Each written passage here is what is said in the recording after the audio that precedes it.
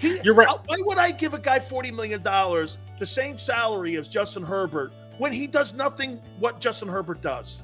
You're right. I agree. So think about this scenario, Sil. So say we're still on the fence after this season. He's improved, but we want to see it more. Are we going to franchise tag him? Because we can't change that number. You know what I mean? That's still going to be around $38 to $40 million. I think what's going to end up happening is that if he doesn't just blow you away and turn into Burrow or Herbert overnight, that he'll take more of a team-friendly deal. I think he'll stick around for 35, 33, you know what I mean, for a number of years. I think that'll happen, and then he'll be able to, restructure that deal later on down the line.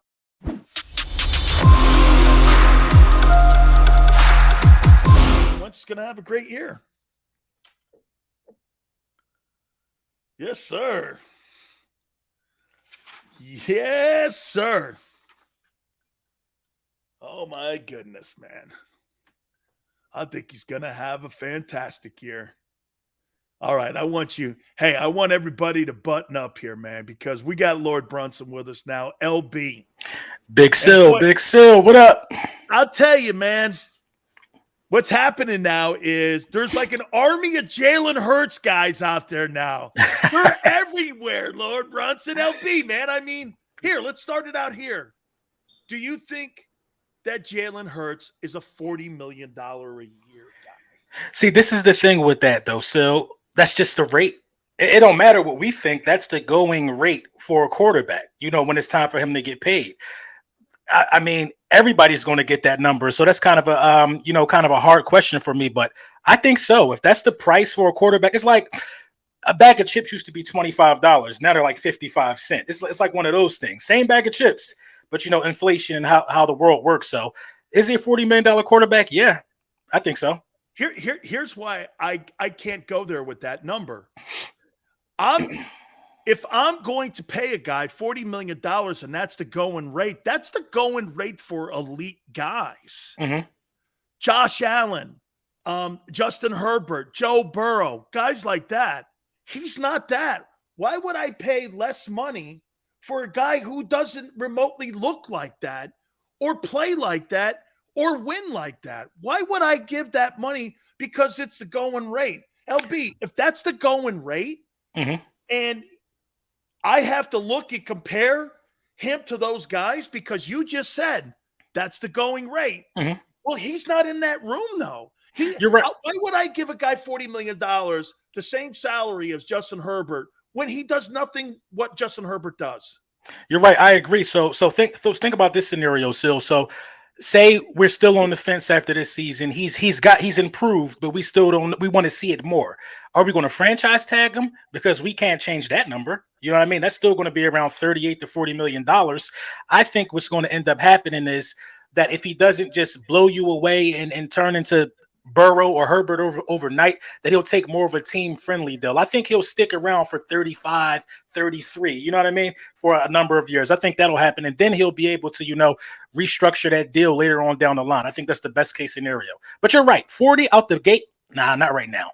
I can honestly see a $30 million deal being mm-hmm. negotiated for him on a shorter deal, like a 3-year deal, LB?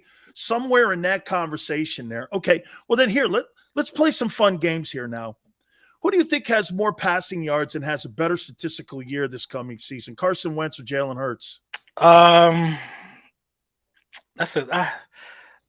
going to say Carson Wentz. I'm going to say Carson Wentz will have more passing yards, but Jalen Hurts will have a better statistical year. And more wins? Yeah, absolutely. He's going to have more wins. Miles Sanders, does he have 1,000 yards this year? He need it. I mean, with the way that he's talking, he's saying he feel like he on the All-Star team. He absolutely needs it. But I think he cracks 1,000 this year. I think it's some motivation there. I think he's starting to feel slighted. I think it's the thing with Miles Sanders is really, really interesting to me because he's like in a lose-lose situation. If he outperforms, what he did last year, then we might not pay him. If he underperforms, then we just might let him go. So I think he'll crack 1,000. If he does crack 1,000, do you think the Eagles come to him and offer him a contract extension? No. I don't think Miles Sanders sticks around even if he cracks 1,000. I mean, you got Kenneth Gainwell, who showed so much in his rookie year with very limited snaps. I mean, one could argue that Boston Scott is just as important as Miles Sanders in his running back room. Miles Sanders didn't even have a rushing touchdown last year. Boston Scott and Kenneth Gainwell were absolute weapons at times for the Philadelphia Eagles when we needed Miles Sanders to be that. But in Miles Sanders' defense, we didn't use him at all the first 7 weeks. So we'll see. LB, I would love to see the Eagles have a running back like a Brian Westbrook that is so great catching the ball and can run in between the tackles, and you can utilize and help Jalen in the screen game, because that football team's issue last year was the fact that their screen game was non-existent. And you've got to get a guy that's back there that's really – the one thing that the New England Patriots always had, LB, was that they had multi-talented running backs that could run the ball and also that could catch the ball. And I don't really think the Eagles have that kind of dynamic player. If you're going to have a quarterback that struggles in accuracy, your screen game's got to be better. I think he's there. I think he's actually on the roster. I think it's Kenneth Gainwell. At Memphis, Kenneth Gainwell actually lined up at the wide receiver position. I think the real problem with the Philadelphia Eagles is that they don't know how to utilize the talent on a football field at times. Kenneth Gainwell should have been lined up in the slot to make this offense way more dynamic than what it was last year, especially with Jalen Reagor being one of your most important wide receivers. I mean, as far as, getting minutes on the field go. So I think that guy is on the field. It's just a matter of the Philadelphia Eagles recognizing that, Miles Sanders might need to reel back on the touches, and we got to give Gainwell some of that. Do you think that they have 2,000-yard wide receivers? Oh man, it's going to be really close. It's so doable. I'm telling you, it's so doable, but it's going to be really, really close. I think Goddard's going to get 1,000, and I think one of those dudes is going to get 1,000, Smith or Brown. Yeah, I can really see that happen. Goddard is probably going to end up leading the team in receiving yards because everybody's going to be so focused on the outside play of AJ Brown and Devontae Smith. But I'm perfectly fine if Goddard gets me 1050 and Devontae Smith gets me 850 and AJ Brown gets me 900. I'm perfectly fine with that. Does Jalen throw for 4,000 yards? I think at the end of this season, Jalen Hurts ends up being, the record holder for most passing yards in the season for Philadelphia Eagles. I say that. You're saying 4,100 yards he's going for. Yeah, it's not hard to do, Sil. I think that that's average, really, when you think about today's NFL, especially with the weapons that he just got. Do you think this defense goes from being one of the worst sack defenses in the National Football League to being a top 10 pass rushing team? 2 years ago, they had 55. I didn't realize that. And then that number went down to 29. Right. So the ability, I think, is there. Maybe the scheme kind of got in the way a year ago. Do you see this team with the talent that they've added back in the top 10 in sacks? I think so, man. Last year we were second to last in sacks. What was one of the main reasons why? In my opinion, it was Brandon Graham not being there. Brandon Graham means way more to this team than a lot of people, realize.